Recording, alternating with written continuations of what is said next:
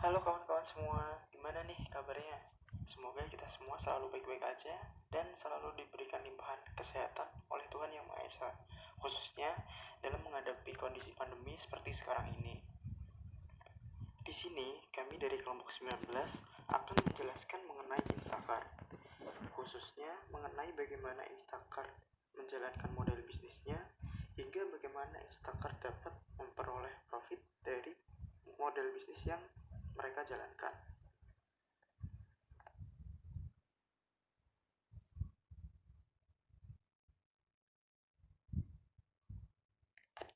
Yang pertama yaitu ada latar belakang didirikannya Instacart.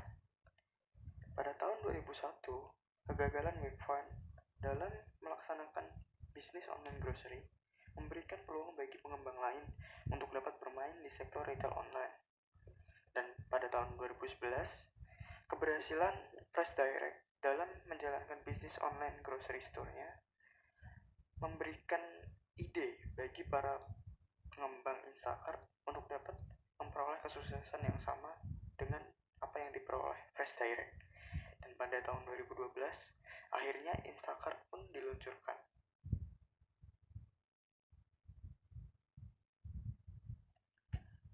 Kemudian, apa sih Instacart itu? Instacart adalah platform grocery delivery yang didirikan pada tahun 2012 di San Francisco, Amerika Serikat. Berbeda dengan online grocery lainnya, Instacart tidak memiliki toko retail mereka sendiri. Mereka hanya menghubungkan supermarket dengan pelanggan. Ditambah dengan adanya fitur delivery yang bisa mengantarkan belanjaan langsung kepada konsumen.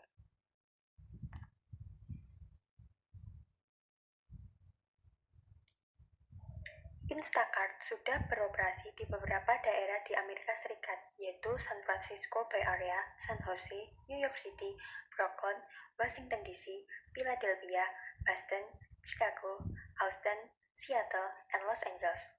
Walaupun Instacart tidak memiliki warehouse atau gudang, ia memiliki lebih dari 3.000 item dari beberapa supermarket, seperti Whole Foods, Safeway, or Costco, yang penggunaannya bisa order dari supermarket favorit atau bisa menggabungkan beberapa item dari supermarket atau store yang berbeda dalam satu kali orderan.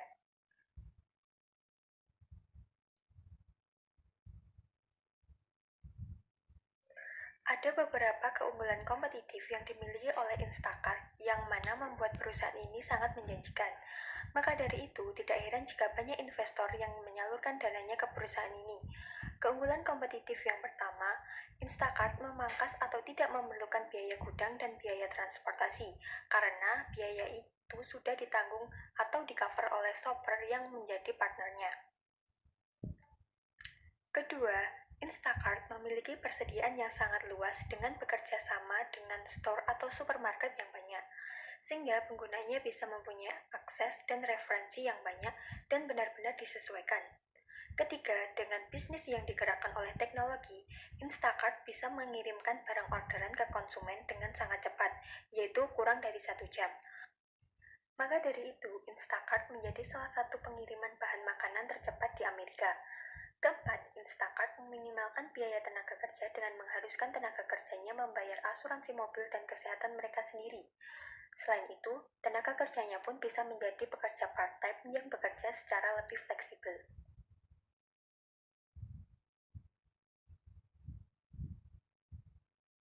Ada 4 tahap bagaimana Instacart bekerja.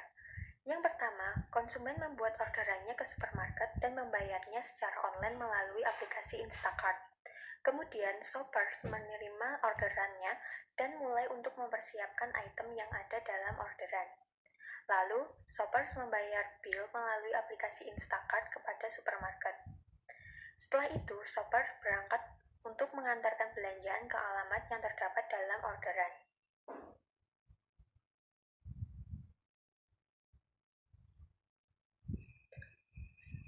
Dalam value chains and competitive forces models, ada 4 faktor dalam lingkungan perusahaan, yaitu yang pertama, new markets entrance. Dalam analisis tersebut, yang termasuk dalam new market entrance adalah ketika Instacart memasuki pasaran. Terobosan Instacart dalam memasuki pasaran dapat merubah lingkungan pasar. Yang awalnya pasar berorientasi pada tukar-menukar secara konvensional, maka kini bisa dilakukan secara digital. Yang kedua, produk substitusi. Produk substitusi yang nampak adalah pergeseran dari Webvan yang memiliki konsep digital ke Instacart. Substitusi ini lebih ke hal yang sejenis, maka yang dianggap sejenis adalah dari konsep digitalnya. Yang ketiga, suppliers. Suppliers ini ada dua, yaitu Instacart sebagai penyedia platform digital.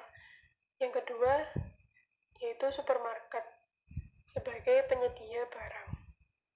Yang keempat, customers atau user, yaitu pengguna yang menggunakan aplikasi dan yang memesan barang.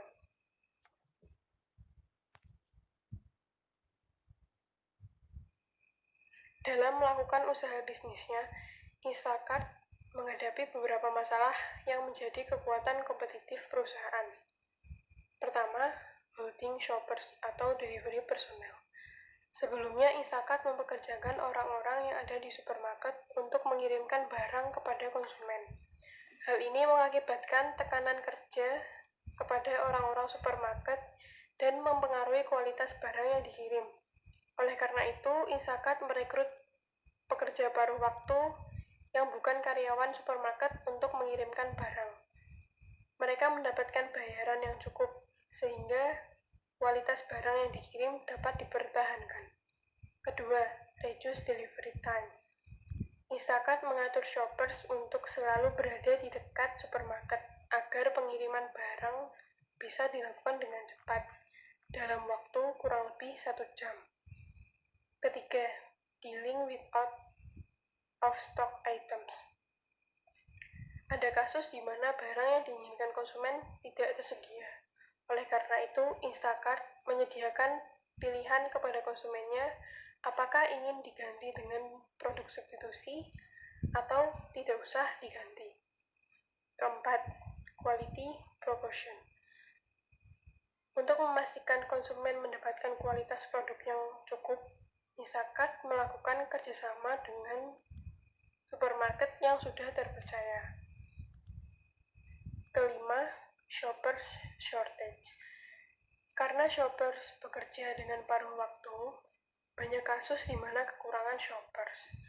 Untuk mengatasi hal ini, Instacart mengenalkan kebijakan busy pricing dengan menambahkan biaya pengiriman kepada pelanggan, yaitu dengan cara menaikkan harga barang. Keenam, customer trust. Instacart harus mempertahankan kepercayaan konsumen karena ia menawarkan produk dengan harga yang sudah ditentukan sendiri oleh Instacart. Ketujuh, wrong item delivery possibilities. Terkadang seorang shopper mengambil barang yang salah dan mengirimkannya. Untuk menangani masalah ini, Instacart memiliki tim dukungan khusus yang dapat dihubungi melalui telepon atau melalui email. Pelanggan dapat protes kepada Instacart melalui telepon atau email tersebut.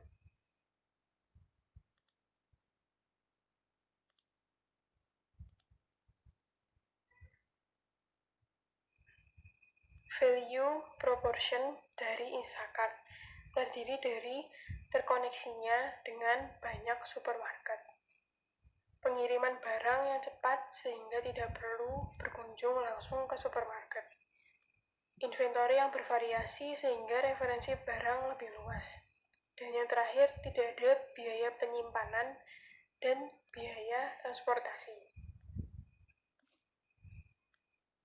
Instacart tidak memiliki biaya penyimpanan. Artinya, penyimpanan barang dilakukan oleh setiap supermarket. Kedua, Instacart tidak memiliki biaya transportasi, karena biaya transportasi itu ditanggung oleh shopper.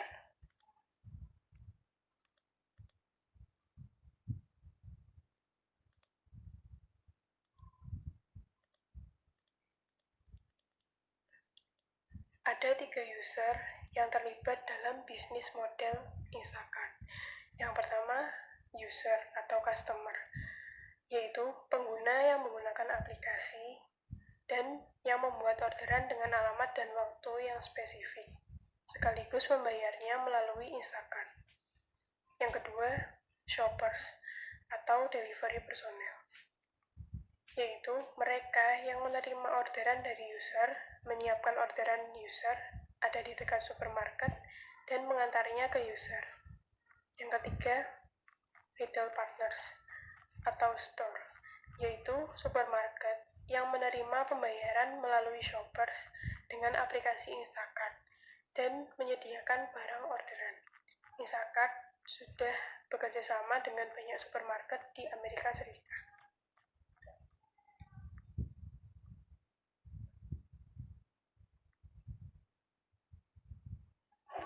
Dalam melakukan marketingnya, Instacart belajar dari kesalahan yang dilakukan oleh Webvan sebelumnya.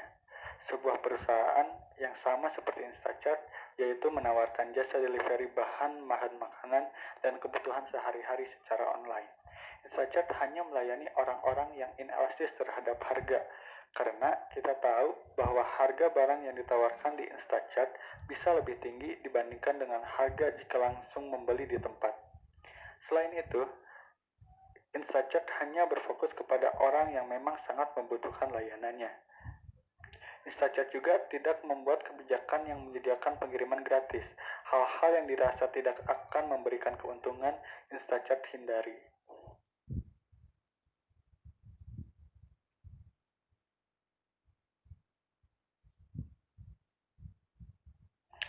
Instacart menjalankan bisnisnya dengan membuat sebuah aplikasi. Aplikasi ini menyediakan beberapa fitur atau fasilitas yang mendukung pelaksanaan model bisnis yang ditawarkan oleh Instacart, seperti menyediakan peta yang terperinci dari setiap supermarket, termasuk isi yang ada di dalamnya. Aplikasi ini pun membuat daftar belanjaan pelanggan yang disusun menggunakan menu drop-down untuk memberikan efisiensi dalam memesan atau membuat orderan. Inventaris dilacak untuk semua supermarket yang berafiliasi dengan Instacart untuk memperoleh data yang diperlukan mengenai ketersediaan barang. Dan perangkat lunak ini juga dapat merencanakan rute pengiriman dan memprediksi pesanan pelanggan di masa depan.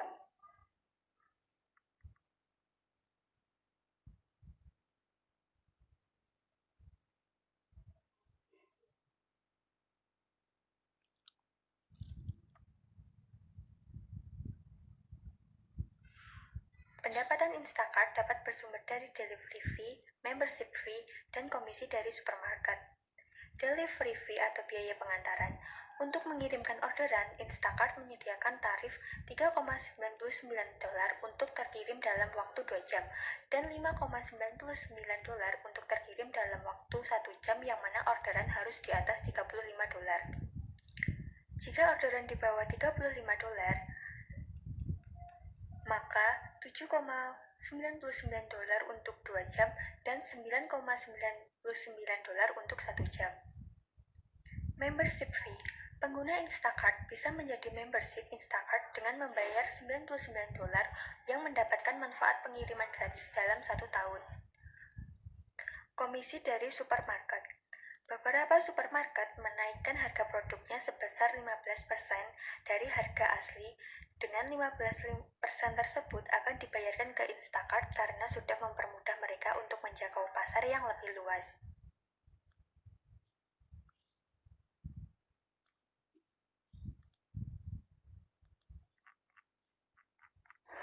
Apa peran teknologi informasi kepada bisnis modelnya Instacart? Instacart dengan bisnis modelnya mengurangi atau memangkas beberapa biaya seperti biaya gudang dan biaya transportasi. Biaya-biaya ini hilang karena Instacart memanfaatkan sumber daya yang dimiliki oleh penyedia bahan makan atau supermarket dan shoppers yang melakukan pengiriman. Instacart menjadi penghubung antara penyedia bahan makanan dengan pembeli yang ingin diantarkan pesanannya langsung ke rumah. Maka dari itu, teknologi informasi berperan signifikan dalam bisnis model Instacart. Informasi mengenai keinginan dari pembeli atau orderan harus langsung bisa diketahui oleh penyedia bahan makanan dengan cepat. Informasi mengenai waktu bahan makanan itu dibutuhkan sampai tempat tujuan kemana bahan makanan tersebut akan diantar. Dengan memanfaatkan teknologi, konsumen bisa mendapatkan produk dari berbagai macam supermarket dalam satu orderan dengan jangka waktu yang pendek, yang mana ini bisa terjadi karena memanfaatkan teknologi informasi.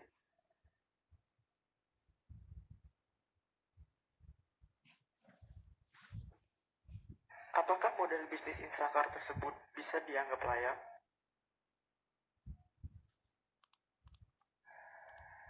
Instacart menjalankan model bisnisnya dengan menghubungkan supermarket kepada para pelanggannya. Ketika para pelanggan telah selesai memilih barang belanjaan mereka harus menuju menu delivery. Di menu ini, mereka akan memilih berapa lama waktu yang dibutuhkan supaya barang yang telah mereka pesan diantarkan ke rumah mereka. Seperti yang ada di contoh, jika konsumen memilih waktu selama 2 jam, maka mereka harus membayar sebesar $9,99. Namun, jika mereka memilih waktu yang lebih lama, maka biayanya juga akan berkurang.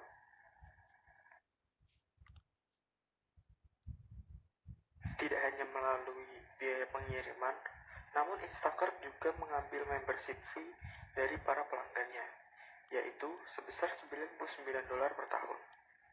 Dengan adanya membership fee ini, diharapkan Instacart dapat memperoleh keuntungan dan terus mengembangkan usahanya dan melayani konsumen dari masa ke masa.